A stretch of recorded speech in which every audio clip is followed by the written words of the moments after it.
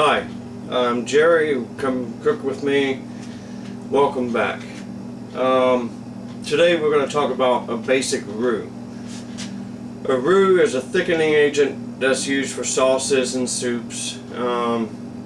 There's three different types of roux. You have a light, a blonde, and a brown roux.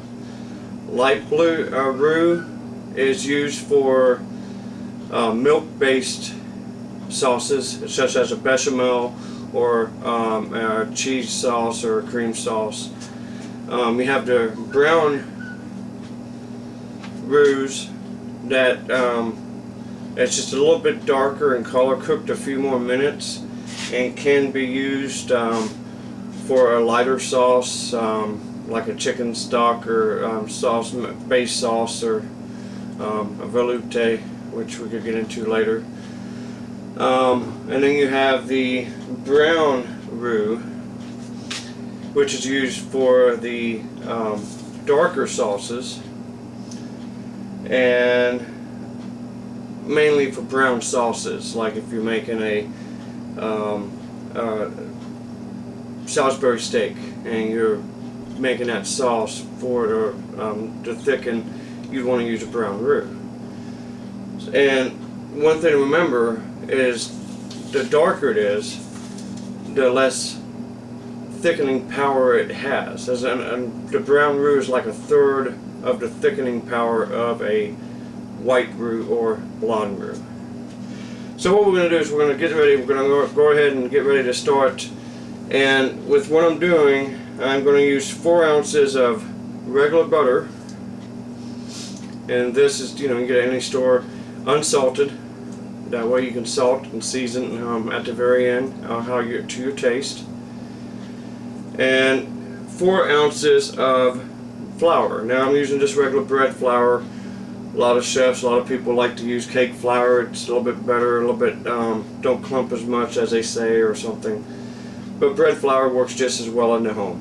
So, and to weigh the flour out, because you want equal parts, butter to flour. So by weight, not just by teaspoon or something, but by weight. So equal parts. I weighed out with a small scale you can pick up anywhere, Walmart, Dollar General, wherever you can find a cheap scale, and just weigh it out. You got your 4 ounces of flour and you got your 4 ounces of unsalted natural butter. So we'll get started here, and I'll talk you through as far as each stage, from the white roux to the blonde roux to the brown roux. Okay, here we have our stove, and we're going to turn our front burner on. I'm going to put it on high to get it hot, nice and hot first. So I'm going to add the butter. It'll start melting really quick, and then I'll turn it down to about medium.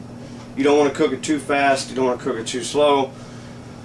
But basically what we're going to do is I'm going to go ahead and add the 1 stick of butter, which is 4 ounces. Goes right into the pan, so it starts to melt.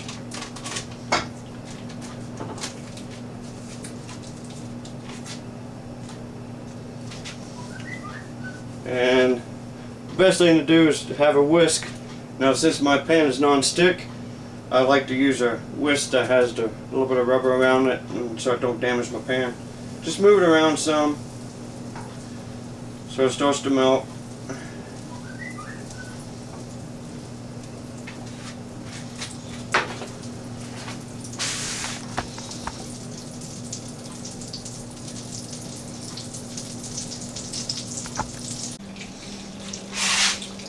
And as it's melting, when it gets almost all the way melted, we'll have it down to about halfway, about 2, 3, maybe 4 or 5. You start adding your flour nice and slow to incorporate it into the butter. You don't want to take too long though. And once you get it all in there, you get everything incorporated, the butter and the flour.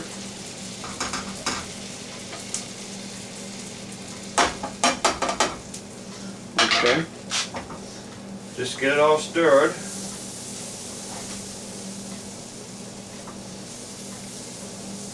And the white roux only has to cook for, I don't know, maybe 2-3 minutes at the tops, maybe about 2 minutes, and you're going to have yourself a nice white roux, which could be used for their milk-based stocks, bechamels, cheese sauces, stuff like that. Something you don't want to have it discolor the sauce as you're cooking it. And it's going to have just a nice grainy feel to it. It's not going to be super thick, thinned out or anything. But you just keep stirring it. Now, as it cooks, as it goes on, it'll turn into a blonde roux. And a blonde roux is just going to start hitting a different color. It's going to get just a little darker, like an ivory, a dark ivory color as you're cooking. And you can see it's starting to turn a little bit.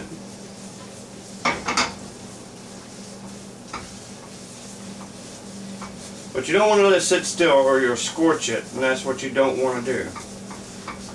And it gets real, close, as whenever you get to a brown roux, you want to be very careful not to scorch. Now, it's pretty close, I would say, kind of close to a blonde roux now, as it's cooking. And as it cooks a little bit more, you smell the main thing is cooking the rawness out of the flour. You get that rawness cooked out, and that's including the white roux. Once you don't see that flour in there no more, and you don't smell the flour cooking, you're going to know it's cooked out. Now, we're moving on, and it's going to get to the stage of a brown roux. Now, the brown roux is going to be a little bit darker. You're going to see it's starting to actually catch the tint. The tint is getting darker and darker. You do not want to scorch it, as I said. And you're going to get that, start getting that nutty smell. Once you hit that nutty smell, you are basically at the brown roux stage, and that's the final stage for the dark brown roux. Used for brown sauces and different things like that. Sauces that are dark. So there's your roux. It's not real thick, not real thin, not real runny. It moves. The roux are used for thickening, and this was just a little demonstration of how to make a classical roux. It's very simple. I'm going to shut it off, let it set. The white roux are used for a bechamel, light milk products, sauces, so that it does not discolor the sauce. The blonde roux is used for sauces because it's a little bit darker, keeps the flavor in, and does not make it lighter or darker. It tries to keep it about the same. Now, and then of course the final product we ended up with, which, like as I said, has a nice nutty smell to it, and it's not too thick, not too runny, is the brown roux. And the brown roux is used for brown sauces. You can make it with velouté and make a nice brown sauce with it. Salisbury steak. You can use this here roux to thicken the sauce. So, and the brown sauce is only a third of the power, thickening power, of a blonde or white roux. 4 ounces of butter and 4 ounces of flour. Weight, you weigh it out with a scale. You're going to have enough for a half a gallon to thicken to a medium thickness. Now, if you want about 6 ounces of flour, 6 ounces of butter to make a thick sauce for a half a gallon. For a medium sauce, something that's still going to be kind of, creamy, kind of runny, you want to use 4 ounces of butter, 4 ounces of flour. And for a thin sauce, you want to use 3 ounces of butter and 3 ounces of flour to make a nice thin sauce. Just something that'll coat a product like chicken or something and that'll be it. So that's the classical roux, simple, quick. I just want to do a quick video on that because you can use it in many other products and dishes that we're going to make in the future. So again, this is Jerry Taylor. Come cook with me.